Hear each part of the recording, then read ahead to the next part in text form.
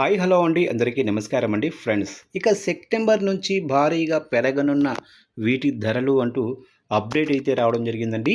అయితే ఇందుకు సంబంధించిన వివరాలైతే వీడియోలో తెలుసుకుందామండి. అంటే సెప్టెంబర్ నుంచి వేటి ధరలు పెరగనున్నాయి ఏంటి అనేది క్లారిటీగా తెలుసుకుందామండి. వీడియో మాత్రం పూర్తి వరకు చూడండి ఫ్రెండ్స్, అప్పుడే మనకి పూర్తి సమాచారం అయితే తెలుస్తుంది. ఇక లేట్ చేయకుండా టాపిక్లోకి వెళ్ళిపోదాము. ఇక దేశంలో రోజువారీ ఉపయోగించే నిత్యావసర వస్తువుల ధరలపై మళ్ళీ ఒత్తిడి పెరుగుతుంది. ప్రముఖ ఎఫ్ఎంసీజీ కంపెనీలు సెప్టెంబర్ త్రైమాసికం అంటే జూలై సెప్టెంబర్ 2026 సమయంలో తమ ఉత్పత్తుల ధరలను మరోసారి పెంచేందుకు సమాయత్తమవుతున్నాయి.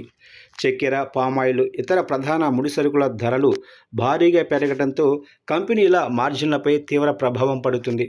దీనిని అధిగమించడానికి కంపెనీలు నేరుగా ధరలను పెంచడంతో పాటు స్ట్రీక్ఫ్లేషన్ అనే సరికొత్త వ్యూహాన్ని అమలు చేస్తున్నాయి.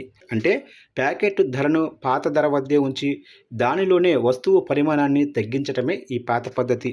ఇక భారతీయ మార్కెట్లో ప్రముఖ బిస్కెట్ తయారీ సంస్థ అయిన బ్రిటానియా సెప్టెంబర్ త్రైమాసికంలో 1.5% నుంచి 2% వరకు అదనపు ధరల పెంపును వర్తింపచేయనుంది.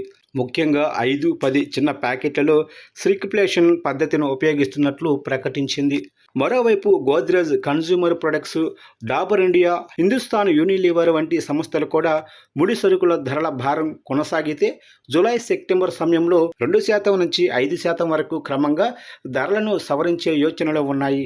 ఇక చమురు ధరల్లో వచ్చే వ్యత్యాసాలు ఎఫ్ఎంసీజీ రంగాన్ని నేరుగా ప్రభావితం చేస్తున్నాయి. బ్రెంట్ క్రూడ్ ధరలు బ్యారెలకు $80 నుంచి $85 వద్ద కొనసాగటం, పశ్చిమాసియాలో నెలకొన్న భౌగోళిక ఉద్రిక్తతలు, ఎల్నీలో వల్ల వర్షపాతంపై పడే ప్రభావం కంపెనీలకు ఆందోళన కలిగిస్తున్నాయి.